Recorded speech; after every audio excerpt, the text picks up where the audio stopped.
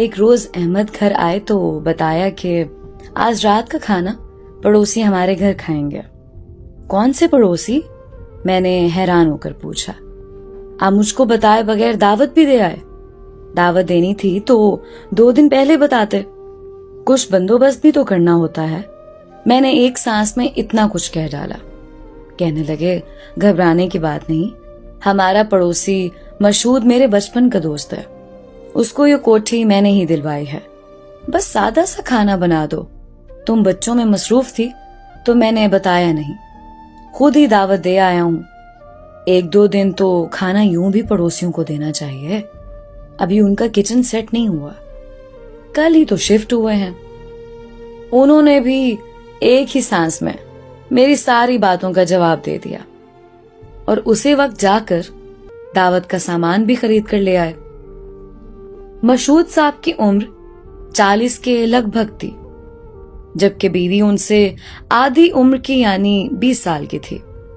نام آئمہ تھا اور اچھی ٹال تھی۔ مشہود بھائی تحمل مزاج تھے، وہی زیادہ تر باتیں کرتے رہے، جبکہ گفتگو کے دوران آئمہ خاموش رہی۔ وہ خاموش ضرور تھی لیکن افسردہ نظر نہ آ رہی تھی۔ ان کے جانے کے بعد میں نے احمد سے پوچھا کہ عمروں کا اتنا فرق کیوں؟ وہ بولے مشہود نے شادی اب کی ہے۔ کیا یہ ان کی دوسری شادی ہے؟ نہیں، پہلی ہے۔ اس کی وجہ یہ ہے کہ ان کے والدین اس کے بچپن میں ہی حادثے میں جاں بحق ہو گئے تھے۔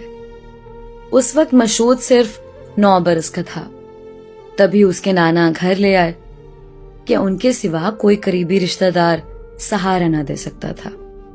نانا کی محبت پا کر مشہود تو سنبھل گیا، لیکن اس کی ممانیوں کو اس کا گھر میں رہنا بار گراں گزرتا تھا۔ ان عورتوں کو اس کا رہنا چبھتا تھا کہ کہیں سسر صاحب اپنی جائیداد میں سے نواسے کو حصہ دار نہ بنا لیں۔ نانا اس کو پڑھائی کے ساتھ ہنر بھی دینا چاہتے تھے کہ وہ ان کے بعد کسی کا محتاج نہ رہے، لہٰذا شام کو اپنے ایک دوست کی ورک شاپ پر بٹھا دیا تاکہ مشہود اچھا میکینک بھی بن جائے۔ وہ اس کو ایک مضبوط انسان کے طور پر دیکھنا چاہتے تھے۔ مشہود نے تعلیم بھی حاصل کی اور ساتھ میں وہ ایک قابل میکینک بھی بن گیا۔ اس نے گاڑیوں کا کام اچھے طریقے سے سیکھ لیا تھا۔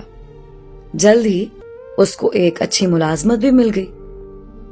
ایک دن جھگڑا ہو گیا کیونکہ ممانیاں نہیں چاہتی تھیں کہ وہ اب گھر میں رہے۔ وہ برسر روزگار ہو چکا تھا۔ گھر میں روز روز کا جھگڑا ختم کرنے کی خاطر اس کے نانا نے دل پر پتھر رکھ کر نواسے کو رخصت کر دیا۔ اس روز پہلی بار مشہود کو احساس ہوا کہ وہ دنیا میں تنہا ہے، تاہم اسے کسی قسم کا ڈر نہ تھا۔ وہ اس قابل ہو گیا تھا کہ دنیا کا مقابلہ کر سکے۔ وہ کرائے کا کمرہ لے کر رہنے لگا۔ اس کی عادت تھی ہر کام توجہ اور دل جمی سے کرتا تھا، لہٰذا دفتر میں اس کی عادت وجہ ترقی بنی۔ اس کی جلد ترقی بدخواہوں کو ایک آنکھ نہ بھائی۔ دفتری رقیبوں نے سازش کر کے اسے دفتر سے نکلوا دیا۔ اس کے پاس کچھ رقم تھی اور ہنر بھی تھا، بس کرائے پر چھوٹی سی دکان لے لی اور اوزار خرید کر گاڑیوں کی ریپیئرنگ کا کام شروع کر دیا۔ دنوں میں اس کی دکان مشہور ہو گئی اور بہت سا کام ملنے لگا۔ اسی حساب سے آمدنی بھی روز بروز بڑھنے لگی۔ زندگی کی بقا کی جنگ لڑتے ہوئے اس کو احساس بھی نہ ہوا کہ گزرتے دنوں کی دھوپ بالوں میں چاندی بن کر اتر آئی ہے۔ جب احساس ہوا وقت گزر چکا تھا۔ اس نے ایک بڑا گیراج لے لیا، اپنا کاروبار بھی سیٹ کر لیا۔ اب اس کے بہت سے شاگرد تھے اور یہ اپنے دفتر میں بیٹھ کر حکم دیتا اور اس کے ملازم کام کرتے تھے۔ جب فکر معاش سے آسودہ ہو گیا تو گھر بسانے کا خیال آیا، لیکن ایسا کوئی نہیں تھا جو اس کے مزاج اور عمر کے مطابق لڑکی تلاش کرتا۔ इतनी दौलत कमा लेने के बावजूद अभी तक वो एक कमरे के किराए के मकान में ही रह रहा था। दिन यूं ही गुजरते रहे और हम दोस्त उसको मजबूर करते रहे कि वो शादी कर ले।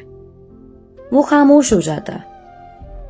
एक दिन जब मैं उसे मिलने गया, वो कुछ खामोश सा था। वजह पूछी तो वो कहने लगा, कल मैं गिराज से वापस आ रहा था, रास्ते में एक लड़की नजर आई। वो बहुत परेशानी के आलम में जा रही थी। उसे इर्द गिर्द का कोई होश न था। उसे देखा तो बस देखता ही रह गया। वो मेरी नजर के मयार पर पूरी उतरी है। अब सोच रहा हूं कि कैसे उसका पता मालूम करूं और उसके हालात से वाकफियत हासिल करूं। उसकी कैफियत अजब थी। जितनी देर उसके पास बैठा रहा, वो उसी लड़की के बारे में बात करता रहा।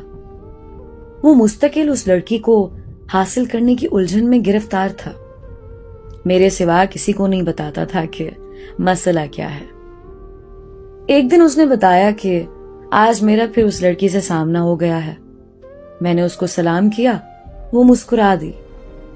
उसकी मुस्कुराहट में बड़ी थकन थी, मगर मुझे उम्मीद की किरण भी दिखाई दी। आज मैं बहुत खुश